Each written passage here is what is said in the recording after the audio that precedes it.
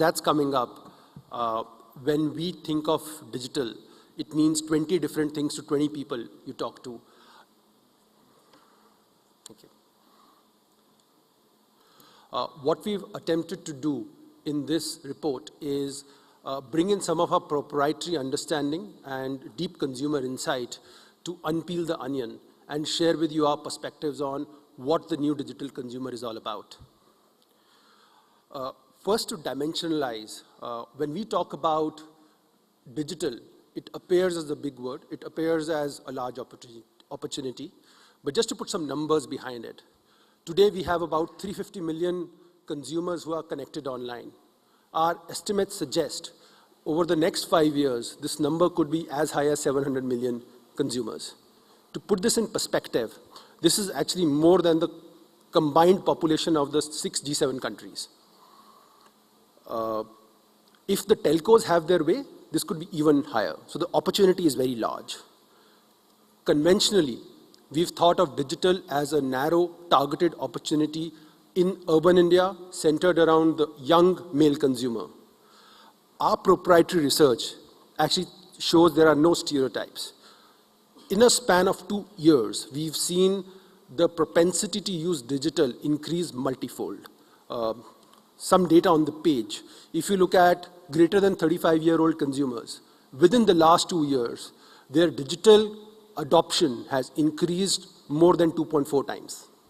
And this is a non-trivial number when you start putting it in context of the demographic shifts. And combined with what you saw on the previous page, the opportunity is very large. So what is this digital consumer doing online? So we actually set up a large panel and tracked actual online behavior during the day. Often there was a belief there's a certain time period which people have carved out to go online and do a set of things. Our research actually shows the digital consumer, there is no single time usage slot. The consumer is actually online 24/7. What's more interesting is, at least till a few years back, we were taught about thinking in segments and keep it simple. Think of 5 to 7 segments when you start targeting your consumers, and not more than that. Well, actually demonstrated behavior, which we've looked at very closely for Indian consumers, suggests otherwise. This complex page tells you that, so each line on this page is how a consumer is spending time online. There are 7 things which a consumer does online. Each line represents a different consumer. As you can see, even within the same demographic segment, there is no one single behavior. Each consumer is actually carving out his or her own journey online. What does it mean for us as retailers? What does it mean for us as people who are targeting this large consumer spend? Well, the myth of going after small segments, 5 to 7 segments, is actually busted with this. What this means is we need to pivot and take a paradigm shift towards thinking of not just one segment, but many hundreds of segments. Some work we are doing as the Boston Consulting Group with a very large international player suggests that this player is actually already thinking in terms of thousands of segments and thousands of pathways a consumer can take. And the mission this company has taken along with BCG is actually to be the most personalized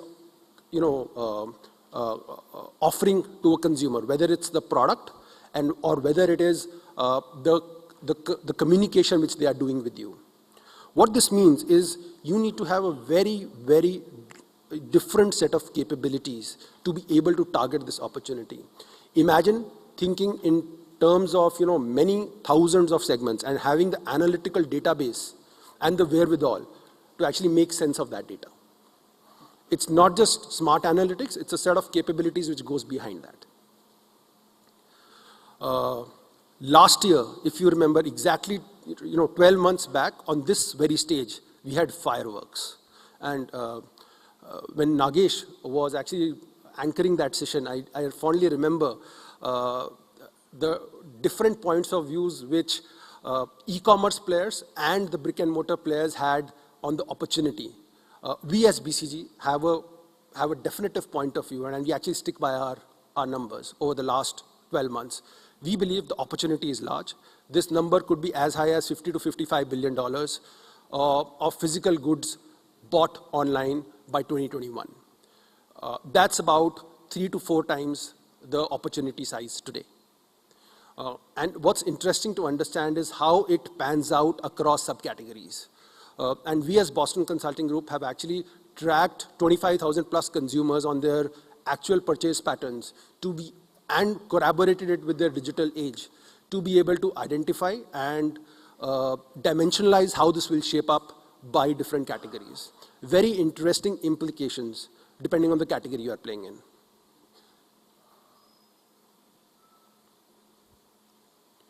Well, I talked about when you speak digital, what does it mean?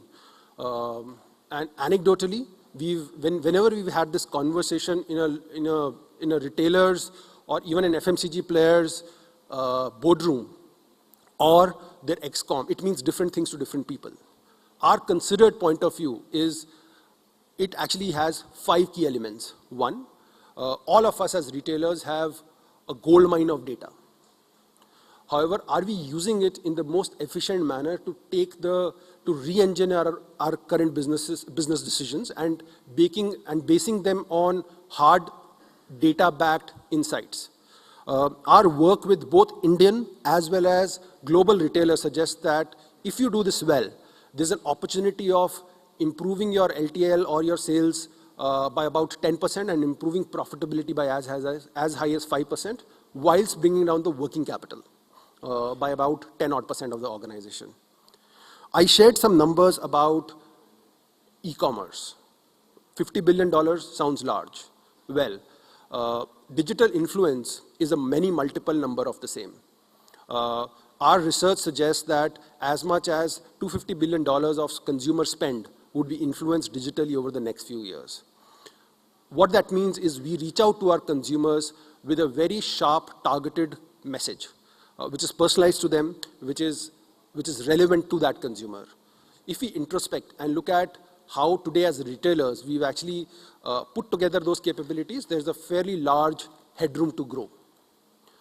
Yesterday, there was an interesting panel discussion about how retailers are thinking about looking at the opportunity as far as their stores are concerned and making sure that you are adopting to the 24/7 needs of the consumer.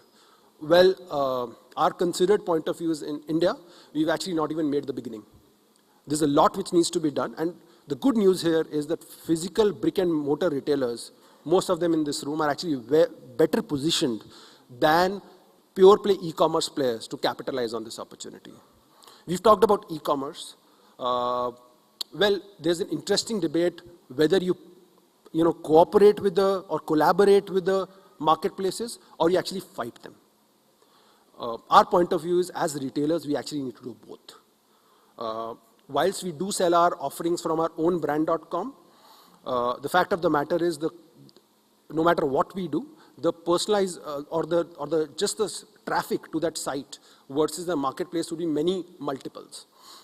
And what we've seen some of the emerging and the best in class global retailers do is actually target the market or collaborate very well with the marketplaces to be able to sell their private brands business well. And finally, do we think of digital as an opportunity to completely get into new business models? We've been working with a very large insurance player in China, and as a late entrant into the market, they actually came out with a very different business model, going after the opportunity of, or the insight there was that trust is delivered or trust is built when, let's say, the baby is born. And they created a business model which is around participating in that journey and actually being able to create very targeted offerings thereafter. And this gave them a gold mine of data. Well, what does it mean? And this is some reflections from the multiple conversations we've had in the exec rooms or the boardrooms. We all talk about digital being as a large opportunity. The hard reality is for many organizations today, it is an add-on. It is a side word. It needs to be front and center. It needs to be a center of discussion in the boardroom, in your exec reviews. And the one question I would ask retailers is, if you look at the Mancom time spent over the last year or so, is that reflective of the opportunity size? The one other thing I'd leave behind is there's a lot to be done. And our considered view is that we do not have retailers today in India do not have the wherewithal and the capabilities to do it in-house. We need to create a network of partnerships in the ecosystem to build that, to capture this opportunity. Thank you for your time. I would now request my colleagues who've contributed in this report, Amitabh and Mani, to come on stage for release of this report, please.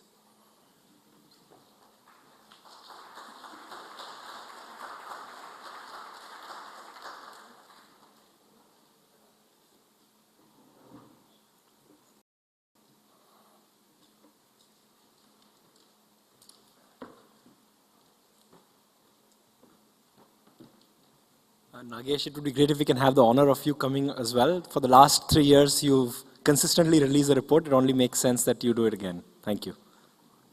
And Kumar, are you around? Kumar, please. Thank you. Please join us.